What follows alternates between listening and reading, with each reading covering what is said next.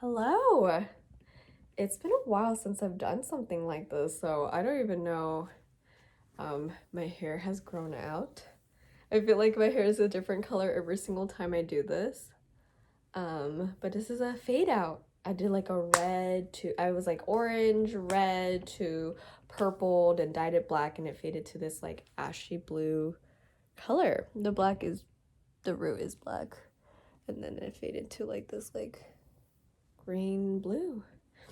Um, I wow, I don't even know what to talk about. Happy New Year. It is 2024. I just turned 28 and I just recently did it in my Instagram post like 2 plus 0 plus 2 plus 4 equals 8. And these days, the slang is like, damn, you ate that. Like it's like you ate um I think that's what it means, or 4 plus 4, what is it? It's a slang that I am clearly not in the trend age anymore, but I guess age doesn't really matter, right?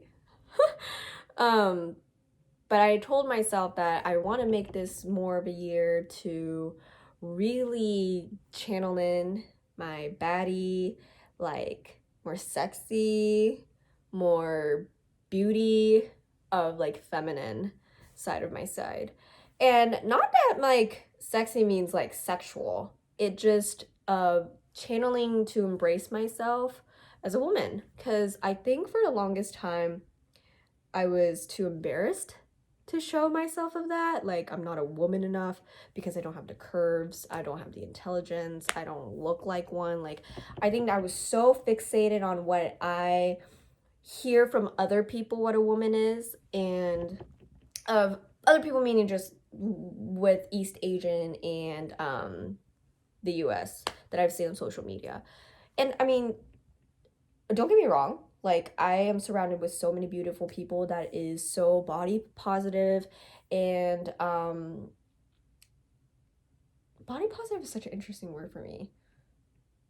It's just every body is beautiful and just looks, but there's somewhere in the back of my mind, and I know that it's like part of like social media and your upbringing. You're just compared what you look like to anyone, you know. I think I previously stated in my videos of I'm not Japanese enough, I'm not American enough, and I just didn't feel like a woman enough. I don't have the curves for it, I don't look like it. And I've had conversations even with like my close friends, like, yeah, because you are flat chested, like it's understandable how people look that way. Or if someone does find me attractive in a romantically way, is like, do they have like a kid fetish? And it's like, I'm against that. Like, not like in a way, I'm not shaming anyone's kink, but it does make me feel like, oh, do they like me because I look like a child? Like, it doesn't feel good. And there's so many beautiful women out there that looks like me. And by me downgrading myself, I'm also downgrading them. And so I'm changing my mindset. And I know that anything that I make a decision out of worrisome or something that leads to like questioning and spiraling, overthinking, it's coming from insecurities. So, in order to really embrace myself more, is to really channel in and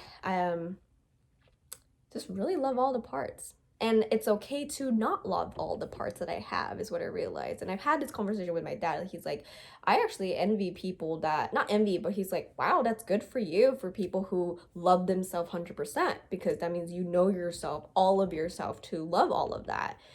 Um, and I was like, oh, so what do you think of like parts that you don't like? And he was like, I mean, I work on it, but that doesn't mean I'm any less or more. It's just one of my qualities. And I'm like, oh, so I can always work on myself, I can always improve myself, not for others, but for myself. And the pressure that you put in for other people, it becomes more or less intense.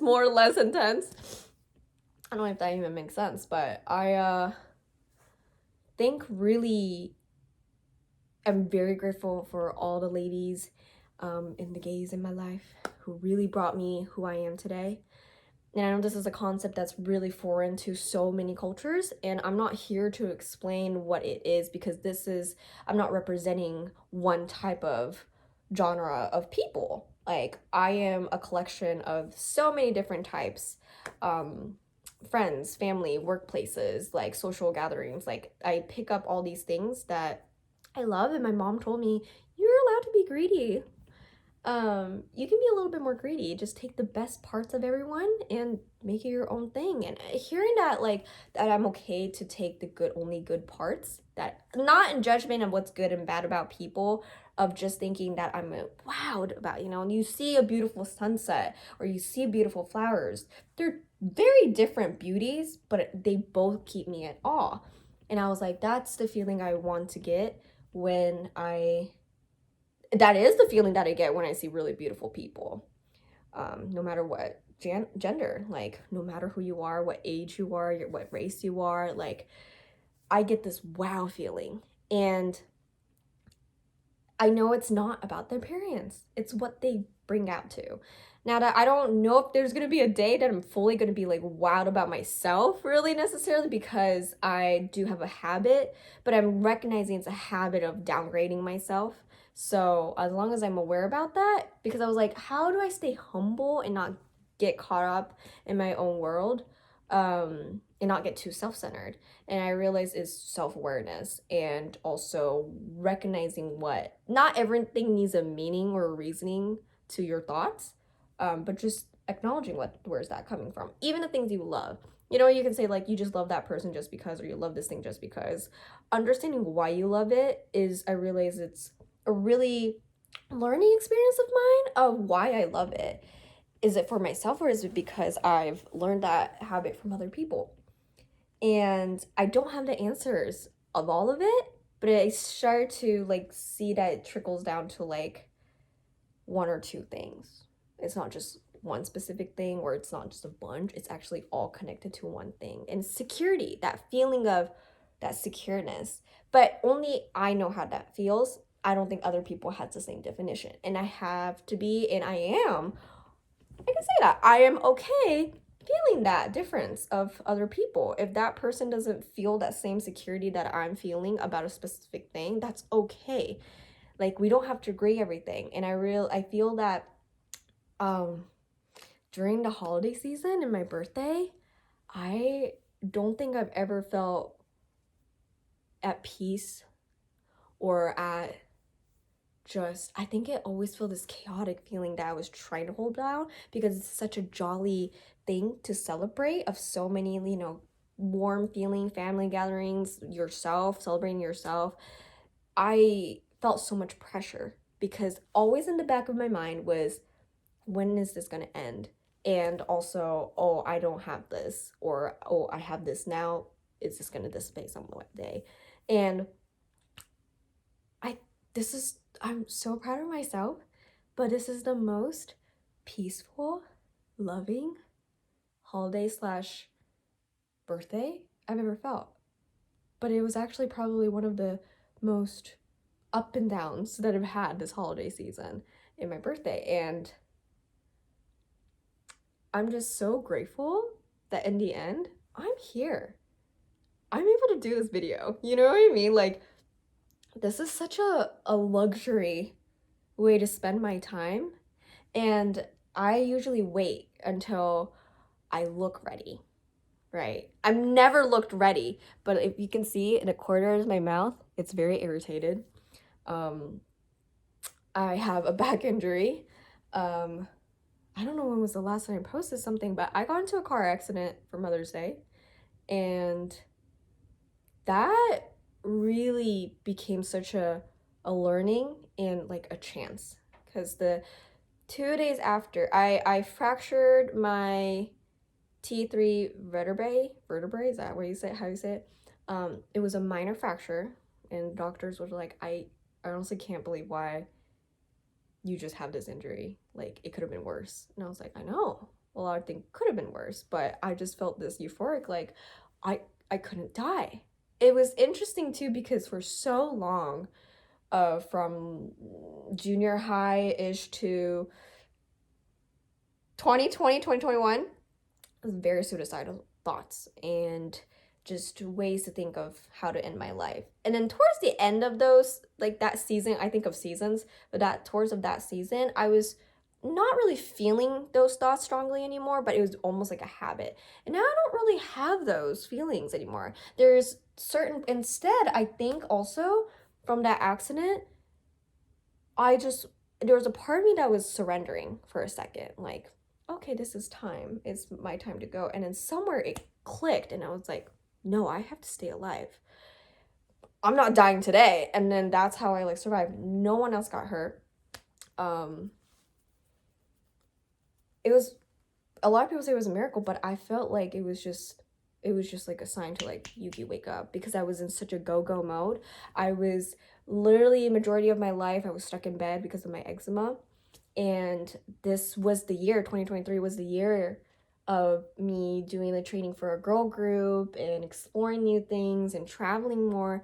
And I never really got to do that because of my eczema. And so I think because I have this body that can move more, that's more mobile than before, I think I gave myself that pressure of, you gotta go do shit now because you have that body, even though no one told me to. And I think I didn't know how to take that into, I gotta get going and taking into action into what it means for me of my pace. I went too fast, I think. And I think that accident helped me wake up and literally not being able to move much. And 2 days after the accident, my last grandparent passed away. And a lot of people of my family of that side was saying that he might have exchanged lives with me, because the day that I picked up my stuff from my car, completely hold over, right? Omamori, it's like a charm, like a protection charm in Japan, that he gave it to me when I was in like elementary school. And it's specifically for driving, actually. So I think he got it for me because it was the only pink, and I love pink, it was the only pink omamori that they had at that time that he went or something, and so he gave it to me for protection. But I totally forgot about that until I found it like maybe a few months before or a year before I was about to drive and I got my license. And that was insane too.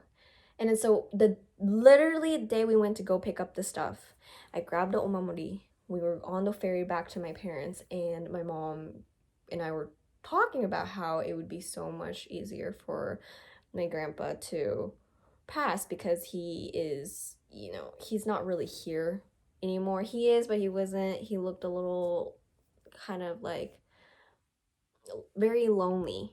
And I just, whatever it meant, I just wanted peace for him. And my mom was like, I really want peace for him too. Just raku ni natte hoshii na, like just become easier. And then literally we got a message saying he passed. And it literally felt like, oh my gosh, it literally happened. The accident happened on Mother's Day, and then 2 days after. I was actually supposed to go to a vacation that week. I had to cancel my plans, of course, and I didn't go to work for like a few months, but it's just that timing. I think it just felt like I was really protected, and it felt like an exchange with them, but not in a pressuring way of like, oh, I exchanged lives with them, like I have to live for him. There was a slight bit of it that I've had that panic, but it was more like, oh, I was kind of given another chance. But it's always up to the people who is left in this world, however they take of the people who passed, like however we take of the story, it's totally up to us. But it did feel like that, of like that exchange and protected. And so I was like, I realized I don't have time. Not that I don't have time, but I don't want to spend time on overthinking anymore. I don't want to spend time on worrying stuff that I don't need to worry, because I realized overthinking was this spiral of just running at the same place over and over again, and I'm not going anywhere. I'm not moving anywhere. And that was just like, there was a visual representation of that, of my roommate, not my roommate anymore, but was pacing back and forth. And I realized that was what overthinking anxiety was. You're pacing back and forth to the same place, and there's no resolvement because you can't spin yourself out of it. You're spiraling inside. And thanks to that, it gave me that was like, oh, visual representation in front of me, that I was like, oh, this is what I'm doing in my head. And after that accident happened, it really just almost like flung it out away from me and really helped me reconnect with my body too, because it was on my spine, like my arms, my whole back to like behind my butt to like down to my ankle. I don't think I realized I hurt my ankle, and I was limping for a bit too. And my passion is dancing, and I'm not a dancer, but I love to dance. And I think there was hesitation of me like, I have to dance a certain way, and putting so much pressure on it, because I have so many ideas when it comes to dancing. So many ideas that I want to do in choreography, and when I hear songs I see to dance.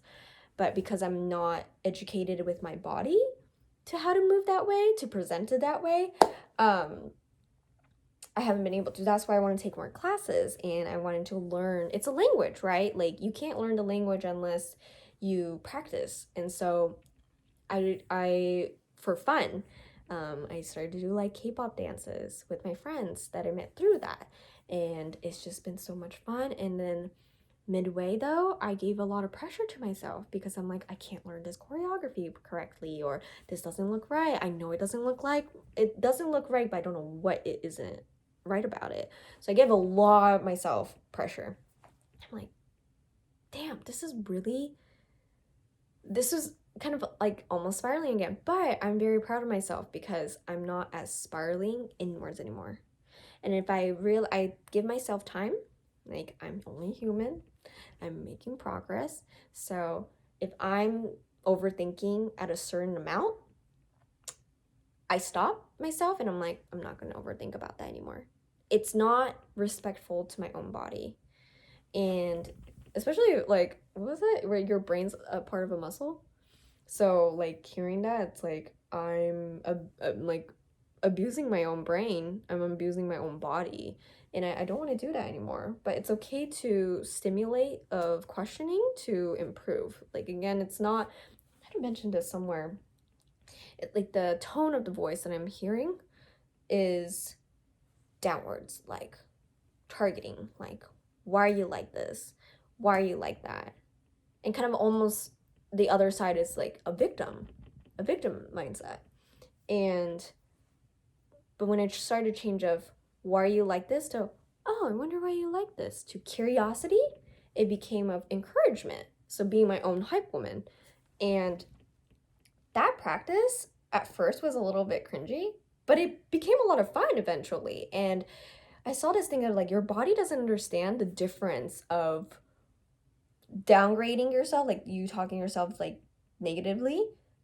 They can't tell the difference if you're being humble or not. So, or I forgot the words exactly, I'm so sorry, I can't remember the quoting, but it's just telling yourself, even that you might not think it's true, you're beautiful, but you're telling yourself, man, I look good, or oh wow, like I feel good, like look good, like you're beautiful, like to the mirror. Your body can't tell the difference, so it's almost tricking it, but in like a nice way. It's like a magic trick. Everyone, maybe not everyone likes magic tricks, but I do. It's magical, it's beautiful, and that's how I feel about like sunsets. It's different every day, and you don't get it always every day. I think that's the beauty of it. It constantly changes. Flowers too, it has phases. The moon too. And I need to understand that I'm not going to be in a specific blooming phase. I'm not going to be like shining all the time, and that's okay. And just because you're not shining or because you're not blooming, that doesn't mean that's not beauty. That's also beautiful too. Understanding that process is also joyful times, even though it might be hard. Believing and trusting that it is going to benefit me in some way has helped me so much take off that like heaviness away from me. And I really do think Katrina, she was my hypnotherapist. I met through my vocal coach, Mikey, and I haven't done vocal lessons very recently, but that also was helping me go channeling my empowerment, was using my voice, because it vibrates you. You're the first person to feel, it's an instrument, right? So you're the first person to feel that voice. And since I do have a voice that I can use, it might not be nice, but it feels good. And I think that's the beauty of it. It constantly changes. Flowers too, it has phases. The moon too. And that's okay. And just because you're not shining or because you're not blooming, that doesn't mean that's not beauty. That's also beautiful too. Understanding that process is also joyful times, even though it might be hard. Believing and trusting that it is going to benefit me in some way has helped me so much take off that like heaviness away from me. And I really do think It might not be perfect. I'm not a singer, but I do have a voice to talk, to communicate, to express. It helped me a lot. I can feel it in my cells. And that hypnotherapy also to help me channel in, because in the beginning she asked, what is the goal that I want out of this? And for me it was, I just want to feel at peace, because I was such an overthinker. I know that I'm like a pro thinker at this point of overthinking, because I can sit here and think for hours and days passes by. And that's how I was when I was sick, because that was a way of my escape, was to think and not feel the pain that I had in my physical, because it was so painful. It was like dissociating almost. But now I do feel my body. I feel no pain, and I see as those as like signals. Okay, why are you in pain? Let's check it out. Okay, what do you need? And I'm working on it still, right? Because this is still irritated, and it's frustrating, because it's like, oh, what am I doing to myself? But it's like, okay, maybe I'm working a little bit too hard, or let's try to figure out this. I just started my teeth alignment thing. I don't have it in right now. I'm taking a little break from it, because it really does, it's adjusting everything, so it was a lot of harsh, and it makes sense why I couldn't do that when I was really like intensely like heavily eczema, because I was trying to fix here and heal here, so it just wouldn't heal over here. Your body does so much for you. And I'm also really grateful of my mom. She has given me constant reminders that she learns, and told me to put my hand over my chest and thank it for, to, it's Japanese, like arigato, to like everything, like your breathing and your heart moving, just yeah, you can walk, just every day of your body, just every single part of it, just thanking it that it is working hard for you. Even if I'm sick, even if I'm mentally or like physically sick, it's working. It's, your body's always trying to heal, no matter what it is. It might not heal instantly, but your body is always trying its best to heal. And sometimes that gets tapped out, or something gets overwhelmed and it might not heal as fast, or it can't cure it. But your body, it has a mechanism to always try to heal. And I think that is, the effort of it is just so incredible. I am, if I, especially that accident, I'm in a second I might not be here, and you know, I might have a heart attack suddenly and pass away, or I might get shot. You just knock on wood. But I, as long as however long I'm gonna be here, who knows, no one knows, I just wanted to be at peace, and I just didn't want to spend that time with people that makes me feel uncomfortable. It makes me feel like I'm belittled, and it's okay to take a pause on it. You don't have to, like, I say to cut off, but it's also just to pause that relationship, whether that is your friend, your family, your coworker. If you feel overwhelmed, you don't need an explanation. Sometimes you just gotta set, and then if that person is willing to, it is going to be a connection that is going to reconnect. There's, of course, there's ways that you can do it, to make the process more smoother, I believe, especially if you care that person, like having that conversation. But some people are just not going to get you, and I realize that's about what closure is. You're not doing the closure for them, you're doing the closure for you, and of that chapter. And I think when people like, this is it, this is like, this might be the end, I think they put a lot of pressure on it. But again, literally in seconds could be the end. So, and I think I used to think of, if a meteor shower hits us right now, none of this matters. So I think like everything matters, but none of it matters. And just seeing just as it is has helped me so much of peace with my own self, and just became more joyful to do that process. And if it doesn't work, it doesn't work. Like, is it really the end of the world? Not really. So maybe it is, but I just see things of, it's not really the end of the world if I don't want it to be. And if it is, I know how to surrender. And I know that's a very privileged statement of what everything is going on right now. And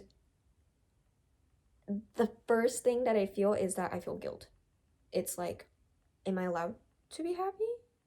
Am I allowed to feel like this? Like, you start to question when you see and feel all these things that's happening around you, that you see on like social media, not in front of you, but around you, or even in front of you, that sense of guilt. But I realized, if I want to support other people and help out people, I don't know what to do unless I know that for myself. If I can't help myself, I'm not going to be able to help that person or animal or anything. So, because I want to be able to be that security for myself or for the other people, I want to do that for myself. It's like a fountain. Like, someone told me years ago when I did like a communication skill training, I was told it's like a fountain. Like, you just need to focus on the part that is pumping from the center, and all the other people in your life, literally everyone in your life, just needs to get the edge of what it's flowing. Not even in the actual part, it's the overflowing part, because if you keep focusing, it will keep overflowing and it will keep nurturing everyone.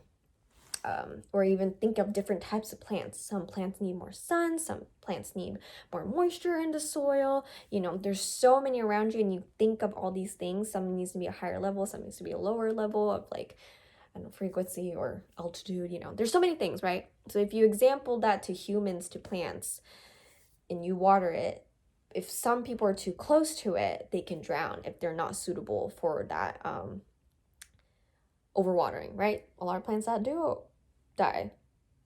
I've definitely done that too. You overwhelm succulents.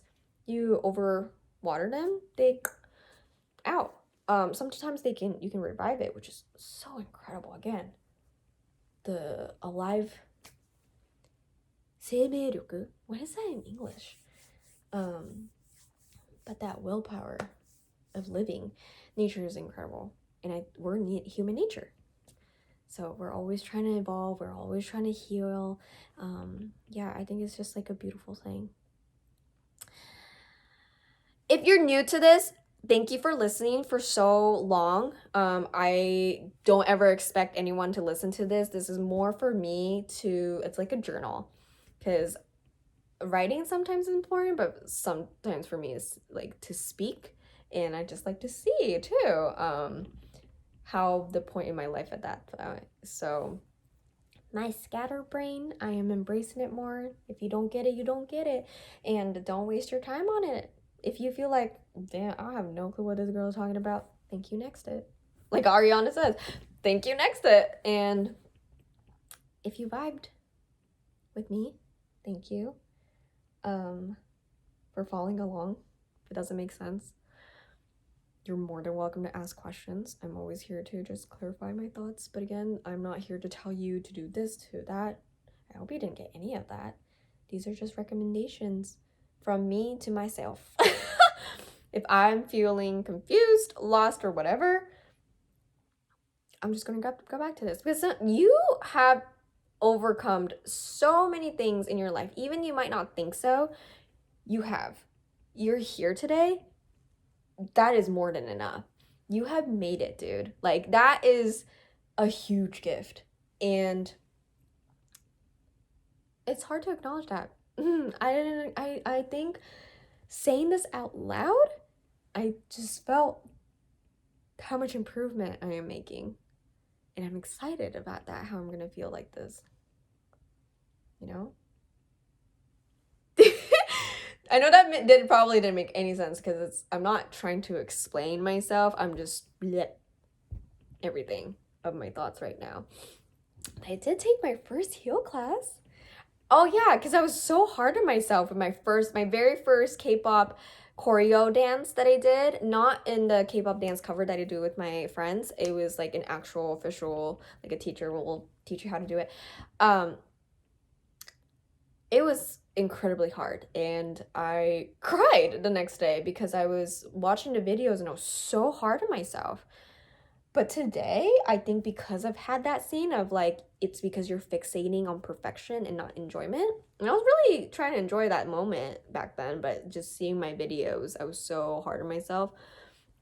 today I was just, maybe it's because it was actually more my style that I'm trying to embrace, that sexiness, you know? I don't get to really channel that in as often.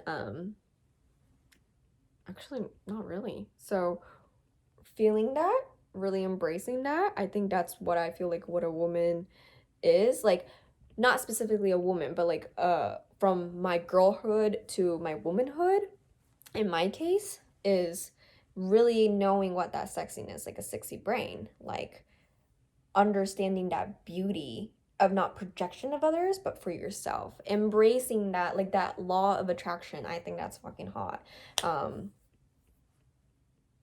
Excuse my language. It's my channel, right?